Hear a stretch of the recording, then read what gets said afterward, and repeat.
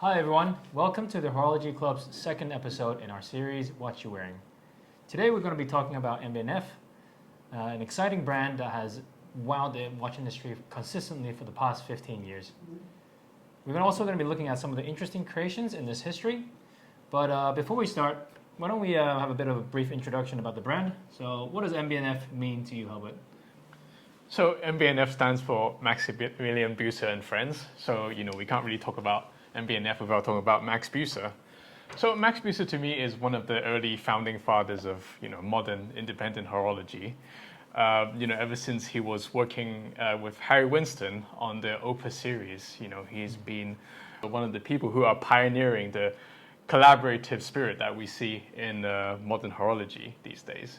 So, with the Opus series that he started, he first started working on the Opus 1 with Pigeon, and then, he's also done 4 other Opus watches with other independent watchmakers like, Vianney Halter and Urwerk, amongst others. But after 2005, after the Opus 5 watch, he started his own brand with MB&F.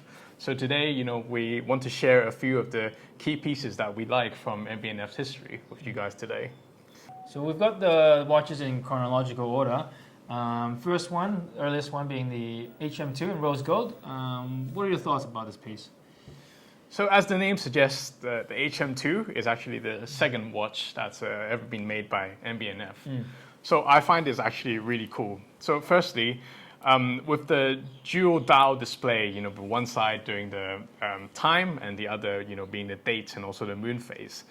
This is a quite consistent design language that we see throughout the first few pieces of MB&F's creations up to perhaps HM4. Yeah. The HM1 has this, but with the circular case, like the 2 round circles. Yeah, and a central tourbillon as well. Yeah, and the HM3 has sort of these 2 circles as well. You can kind of see that. And the HM4 is also like the two jets, right?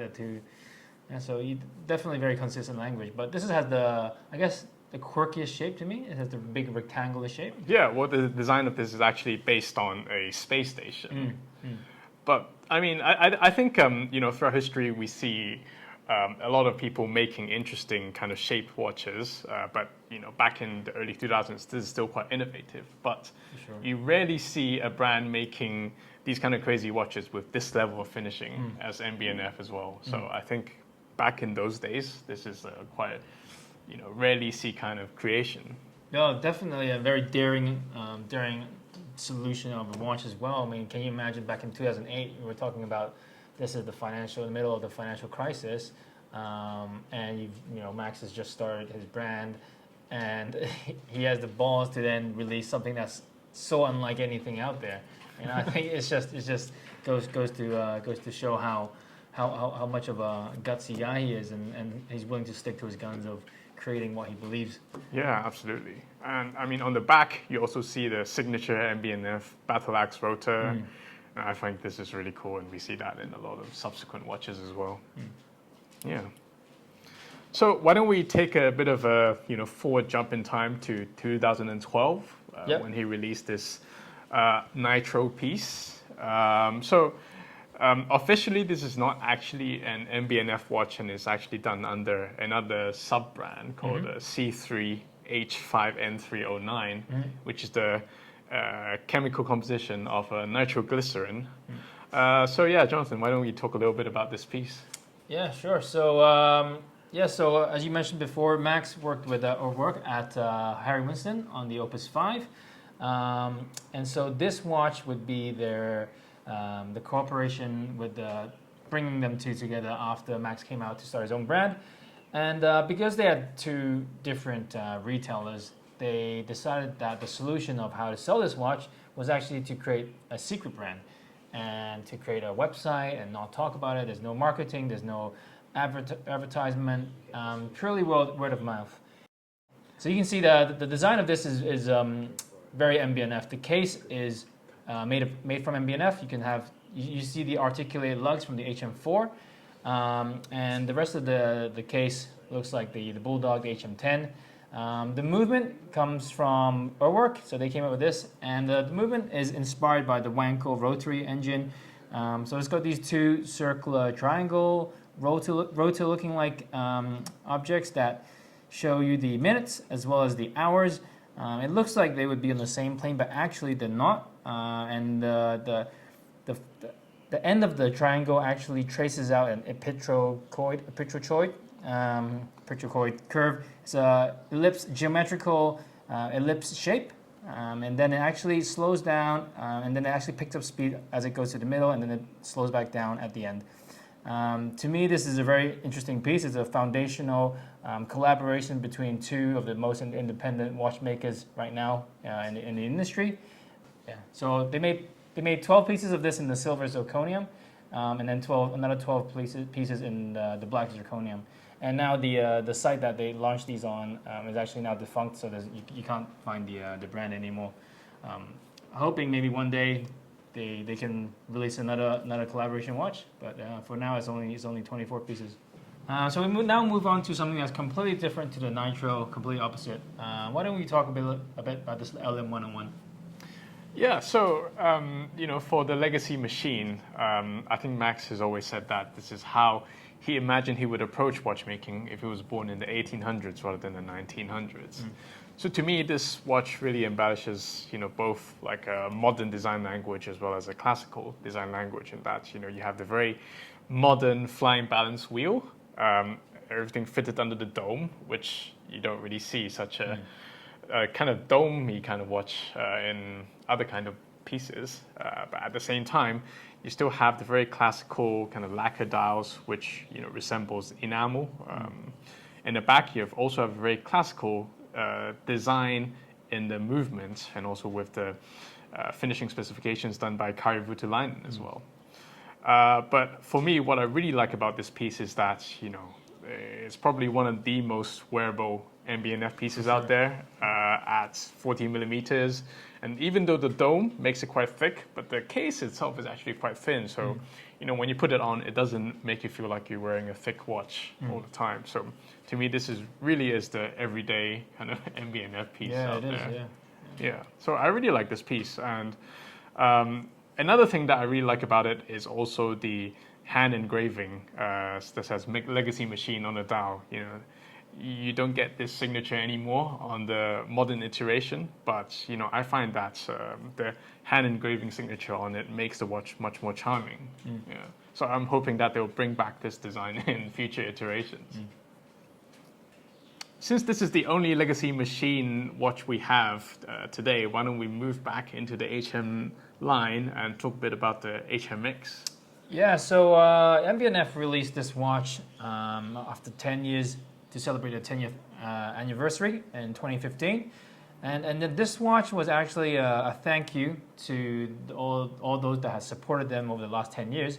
And this was actually quite groundbreaking because instead of coming out with something that was complicated, expensive, they actually went the opposite direction. They said, okay, we're going to create a watch to say thank you, and we want to make this the most accessibly priced watch at the time. I think you mentioned to me before that they said they weren't going to make any money from this. Yeah, they're taking no margin on this piece, and to this day, I think this is the MB&F piece that has the lowest retail price ever. Yeah, and it's a very wearable piece. But yeah, I think the thing about this watch is that it really goes to show how much of what values the brand displays, right? In this time and age, many brands are just out to maximize profits, sell watches. But for Max Busse to make this decision, I think it's extremely telling of what kind of brand and what kind of person he is. Yeah. So I think the HMX was released in pretty quick succession after the HM5. So both of them resemble like a car design where you can see the engine in the back. Yep. You can kind of see this design being a tribute to the kind of design that you see back in the 70s, with the Amida Digit trend where you see it's like a driver's watch. You can see a digital time display when you tilt your wrist, but at the same time, you can kind of see that, they take it to a different level with an engine display in the back and also with like real oil caps where the watchmaker actually take off to oil the movement at the same time. And then you've also got the extra innovation of opening up the top of the watch to let the light come in, because with the problem with the Digitrend at the time was that it could get quite dark and you couldn't actually see the time on this. So I think opening it up and exposing the bit of the movement underneath, as well as allowing you to actually see the time, was just genius. Yeah. Yeah, on the same idea of giving back to the community, we now move on to the Mad 1, and when this was released, this actually broke the internet. Yeah, absolutely. I still remember, at first getting the email about the watch, asking me whether I want to buy one, and then I started Googling it and saying, what is actually this watch? What are the press releases? I didn't even know how, what the dimensions of the case are. But I couldn't find anything, and actually, at that time, it wasn't even meant for a public release.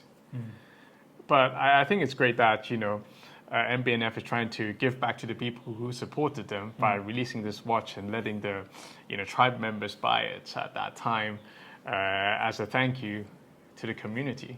Yes, it's crazy the level of engineering you actually see in this. On this whole watch, you actually don't see any exposed screws at all. So you're holding this and you're actually wondering how this is actually attached to the lugs. How is this even? Is it pressed into it?